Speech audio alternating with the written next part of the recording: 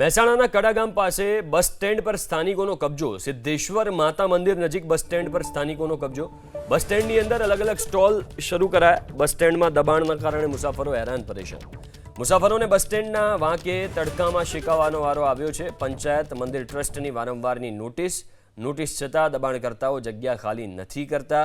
દાતાએ બસ સ્ટેન્ડનું નિર્માણ કરીને સોંપ્યું હતું એસટી વિભાગને। એસટી વિભાગ બસ સ્ટેન્ડમાંથી દબાણો દૂર કરે તેવી માંગ ઉઠી છે। પંચાયત અને મંદિર ટ્રસ્ટે એસટીને દબાણ દૂર કરવા રજૂઆત કરી।